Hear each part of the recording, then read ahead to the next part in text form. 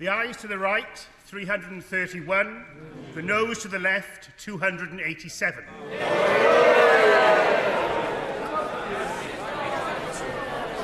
Thank you. Order. The ayes to the right, 331. The noes to the left, 287. So the ayes have it. The ayes have it. Unlock. Order. We now come to the motions relating to the United Kingdom's withdrawal from and future relationship with the European Union.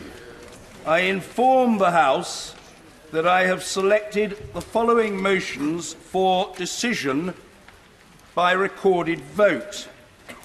Motion B, in the name of Mr. John Barron. Motion D, in the name of Mr. Nicholas Bowles.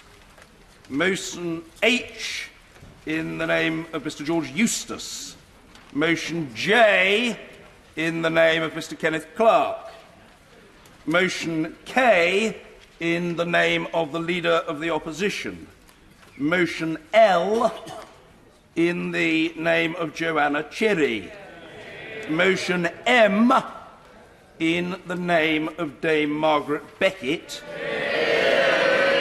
And motion O, in the name of Mr. Marcus Fish. I shall ere long call John Barron to open the debate and to move. The honourable gentleman doesn't need to be unduly concerned.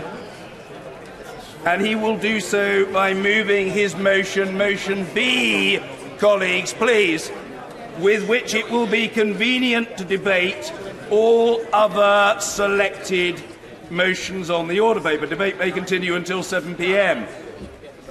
The first signatory of each of these motions, colleagues, has until 4 p.m.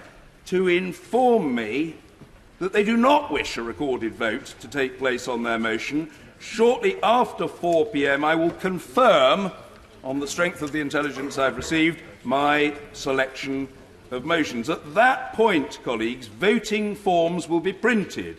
They will be available from the vote office and in the division lobbies from approximately 6:30 p.m. An announcement will be made on the annunciator when they are available. The forms will look very similar to deferred division forms, except that they will be green and they will list the title and letter of the selected motions. The text of the motions is in the order paper. Moreover, I hope it will be judged to be for the convenience of the House, and it has been requested of me, that large numbers of copies of the order paper will be available in the division lobbies. The voting period is expected to start shortly after 7 p.m. and will last for half an hour. During that time, I will suspend the House. The annunciator will display the end time of the voting period.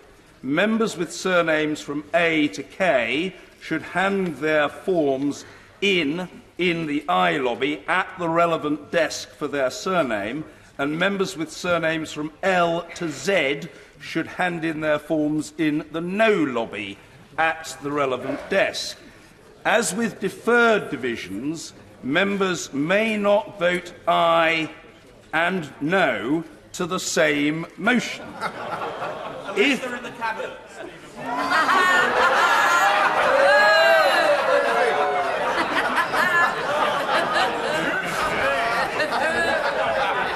I shall not respond to that disorderly heckle. However, if that were to happen, what I have just counselled should not, the vote would not be counted. As with deferred divisions, members may not hand in forms on behalf of other members.